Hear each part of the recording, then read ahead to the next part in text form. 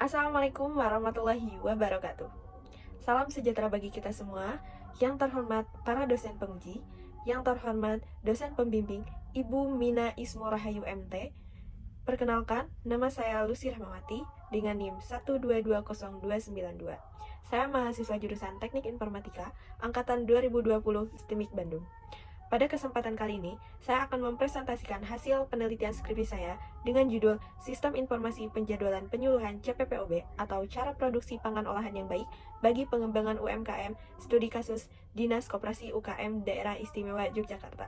Usaha mikro kecil dan menengah atau UMKM merupakan tulang punggung perekonomian Indonesia, termasuk di Daerah Istimewa Yogyakarta. UMKM menyumbang sebagian besar lapangan kerja dan produk domestik bruto nasional. Namun, dalam era globalisasi dan persaingan pasar yang semakin ketat, UMKM di sektor pangan olahan menghadapi tantangan untuk meningkatkan kualitas produk dan memenuhi standar keamanan pangan. Dinas Koperasi dan UKM Daerah Istimewa Yogyakarta sebagai lembaga pemerintah yang bertanggung jawab atas perekonomian UMKM di wilayah DIY memiliki peran strategis dan mendorong penerapan CPPOB. CPPOB sendiri merupakan pedoman yang berisi persyaratan minimal yang harus dipenuhi oleh industri pangan dalam aspek keamanan, mutu, dan legalitas. Penerapan CPPOB tidak hanya menjamin keamanan produk bagi konsumen, tetapi juga meningkatkan efisiensi produk dan kepercayaan pasar. Saat ini, proses penjadwalan penyuluhan CPPOB Dinas Koperasi dan UKM DIY dilakukan secara manual, sehingga menyebabkan beberapa masalah seperti kesulitan dalam mengkoordinasikan jadwal penyuluh, tempat, dan peserta, serta tumbang tindih jadwal dan sumber daya yang tidak efisien, kesulitan dalam memantau progres penyuluhan dan evaluasi program, serta lambatnya penyebaran informasi jadwal ke pelaku UMKM. Ada beberapa tujuan dari penelitian ini. Yang pertama, memberikan pembelajaran mengenai prosedur CPPOB yang dapat mudah dipahami oleh masyarakat. Yang kedua, merancang dan mengembangkan sistem informasi penjadwalan penyuluhan CPPOB untuk Dinas Koperasi dan UKM DIY yang mampu mengelola data UKM, jadwal penyuluhan, ketersediaan tempat, dan materi penyuluhan dalam satu platform. Yang ketiga, mengevaluasi efektivitas sistem informasi penjadwalan yang telah dirancang dalam meningkatkan efisiensi proses penjadwalan dibandingkan dengan metode manual dan aksesibilitas informasi pembelajaran dan jadwal penyuluhan bagi pelaku UMKM. Penelitian dibatasi pada UMKM sektor pangan olahan yang terdaftar di Dinas Koperasi dan UKM DIY, serta sistem informasi dirancang khusus untuk memenuhi kebutuhan Dinas Koperasi dan UKM DIY dan tidak mencakup instansi pemerintah lainnya. Sistem yang dibangun berbasis website sehingga bisa diakses kapan saja dan di mana saja. Penelitian dilaksanakan selama 6 bulan, yaitu pada saat mengikuti program Kampus Merdeka MSIB Batch 5. Sistem informasi dibangun menggunakan framework Laravel dan MySQL tanpa fitur khusus yang memerlukan perangkat keras atau perangkat lunak khusus. Ada dua metodologi penelitian. Yang pertama, metode pengumpulan data, dan yang kedua, metode pengembangan perangkat lunak. Untuk metode pengumpulan data sendiri, saya menggunakan tiga metode penelitian yang digunakan. Yang pertama, pendekatan penelitian, yang kedua, wawancara mendalam, dan yang ketiga, studi dokumentasi. Untuk metode pengembangan perangkat lunak sendiri, saya menggunakan metode RAD atau Rapid Application Development. Dalam skripsi ini, dilakukan observasi terhadap sejumlah jurnal yang telah diterbitkan sebelumnya. Penelitian terdahulu memberikan dasar yang kuat untuk mengembangkan sistem informasi penjadwalan penyuluhan CPPOB bagi pengembangan UMKM, sehingga dapat dijadikan contoh atau panduan dalam pengerjaan skripsi. Dari beberapa penelitian yang ada, penulis merujuk pada referensi yang relevan, yaitu memiliki persamaan dengan penelitian yang dilakukan oleh Muhammad Rizky Nasrullah, Ridwan Setiawan, Muhammad Rizky Nur Jamil, dan Denny Haryanto yang berjudul Sistem Informasi Penjadwalan Kendaraan pada CV Serin Transport berbasis website pada tahun 2022. Keduanya menggunakan metode RAD atau Rapid Application Development dan berbasis website.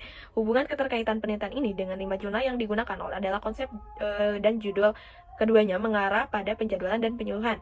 Berdasarkan kebutuhan yang diperlukan Dinas Koperasi dan UKM DIY bidang pendamping UKM, bahwa pada pembuatan aplikasi penjadwalan penyuluhan CPPOB ini memiliki harapan dapat memberikan kontribusi positif terhadap pengembangan UMKM di sektor pangan dan juga pada aspek keamanan pangan serta kesehatan masyarakat secara keseluruhan. Dalam hal ini, suatu prosedur yang dilakukan untuk menjalankan suatu sistem agar bisa dioperasikan dengan baik oleh pengguna, maka dilakukan pengamatan agar sistem yang dibuat bisa digunakan. Dibuatlah sebuah flow map sistem pendaftaran CPPOB yang sedang berjalan. Sistem informasi penjadwalan CPPOB bagi pengembangan UMKM ini dibuat untuk membantu para UMKM agar mendapatkan kemudahan dalam mendapatkan informasi serta mendaftar berbagai fasilitas yang disediakan oleh Dinas Koperasi dan UKM DIY dimanapun dan kapanpun. Ada dua jenis dari kebutuhan sistem, diantaranya ada analisis kebutuhan fungsional dan yang kedua analisis kebutuhan non-fungsional.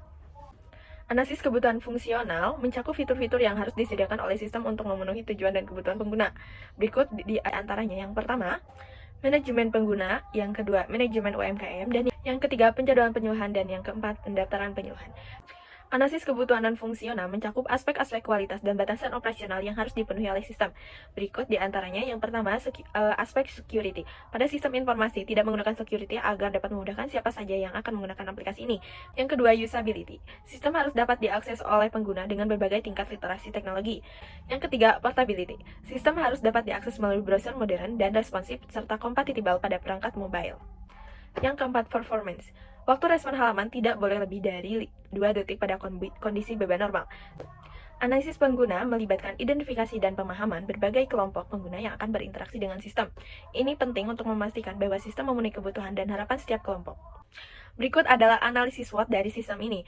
Yang pertama ada strength atau kekuatan. Kekuatan dari sistem ini diantaranya efisiensi manajemen, aksesibilitas, customization, dan skalabilitas. Yang kedua ada weakness atau kelemahan.